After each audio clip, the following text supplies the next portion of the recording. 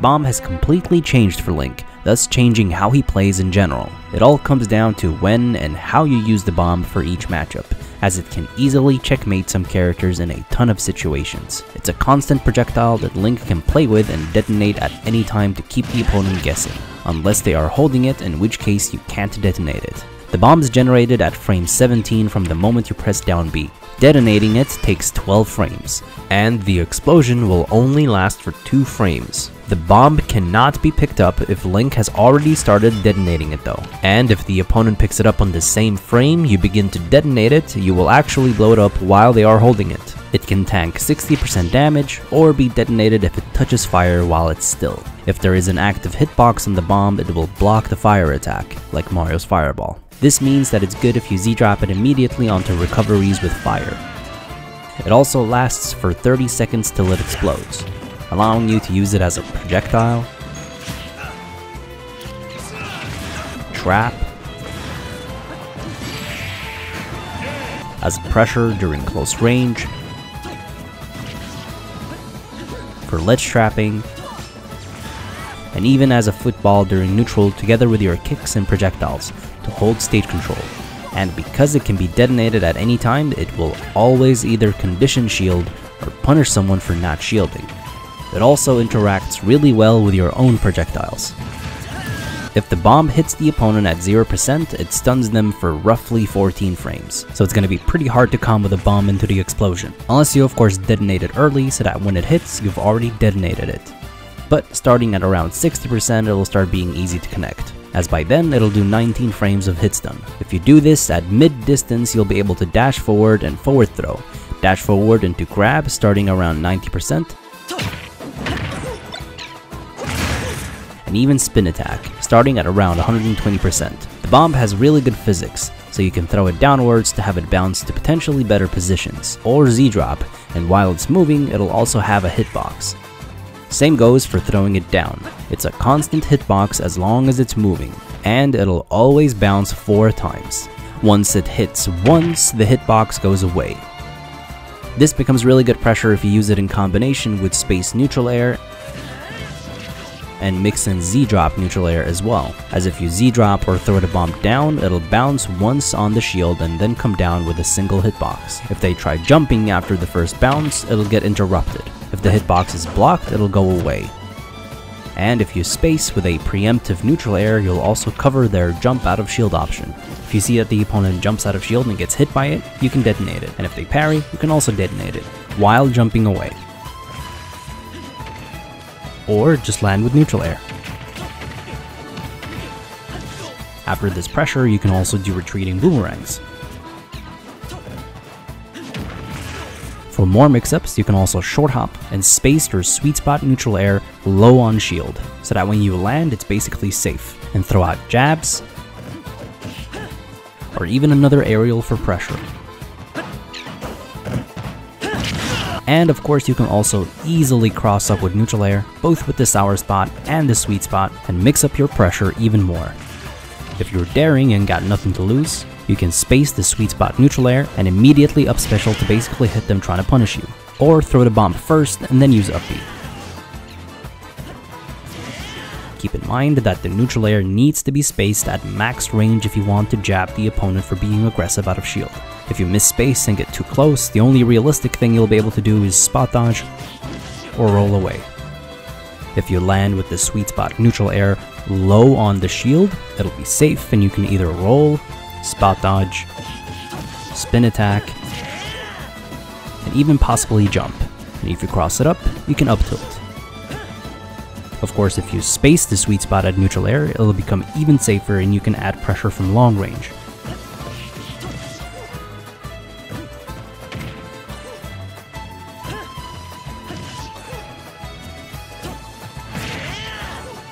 And of course, at any time you can also mix in his shield with this pressure and you can counterattack, or bait out up specials out of shield.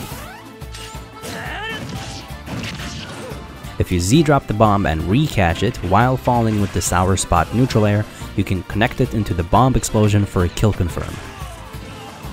Having a quick and low-risk grab allows him to find more grabs with this kind of pressure. And because neutral air can connect into jab, or jab can connect once they try attacking, it'll jab the bomb as well and send it off with them during the tech chase. Can even kick the bomb while falling with neutral air, which combos and kills. To catch jumps out of shield after landing neutral air, you'll need to jump and neutral air yourself. The bomb can also be buffered out of full hop, double jump down throw and kicked towards the opponent to cover a large area and anti-air opponents in neutral, or punish them for double jumping back to stage. The bomb will actually get moved by anything, like tilt, spaced forward air, shooting it with an arrow, or hitting it with the boomerang, giving it unique launch angles. Leaving the bomb on the ground allows you to punish up specials out of shield that you've conditioned for through a bunch of kick pressure. It also becomes a hazard for the opponent as they can grab it without wanting it and screw up their combo.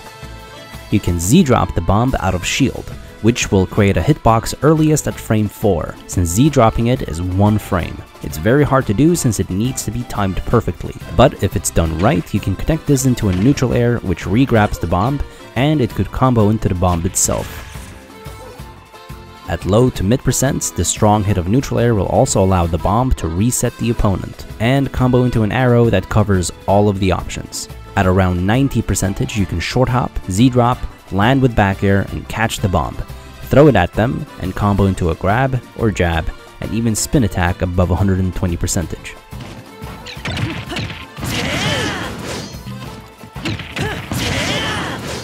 Okay, and now as good as the Z-dropping thing is, you still need to remember that this bomb can still be used as a projectile, which means that instead of being obvious that you want to be Z-dropping, you instead throw the bomb at them and pressure them immediately into considering shield. Because if they do, great, you can run in, grab them, throw a boomerang, or jump in with an aerial. If they don't, just let it rip and start making them shield. The bomb can be Z-dropped as you recover and detonate it to have you flying across the stage. It's basically like a faster and longer monkey flip.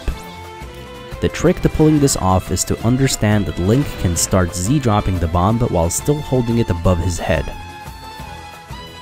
However, if you wait a little bit until the animation where Link holds it closer to himself, then Z-drop it and immediately detonate it, it should work every time. And the bomb will always launch you away from it, so make sure the bomb is behind Link if you face the stage, or in front of Link if he's facing the blast zone. If done correctly, Link can do this multiple times in a row.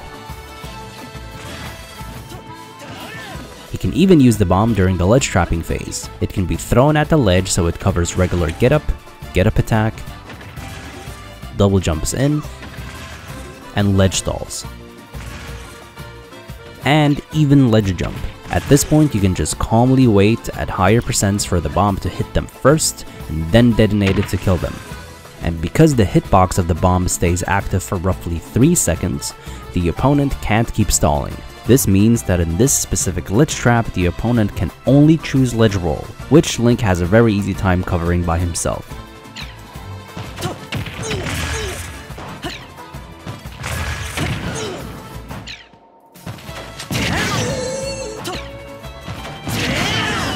The only other possible counterplay is that the opponent will ledge jump and press grab to grab the bomb. If this is what you're up against, then as soon as you start seeing movement from the opponent, you should already be detonating the bomb.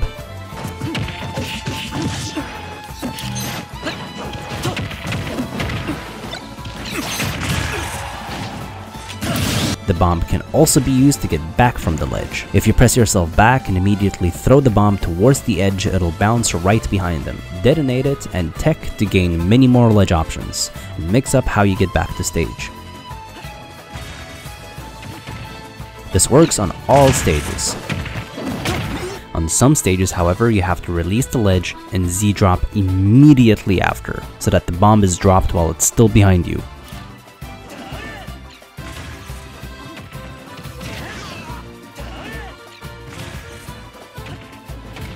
Other than this, the bomb can also be Z-dropped as you ledge jump to have it drop below you.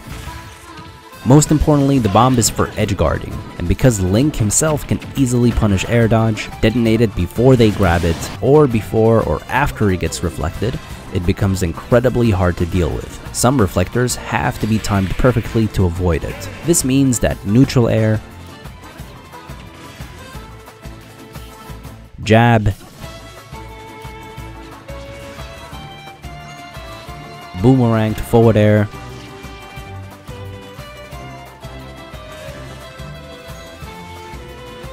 spin attack,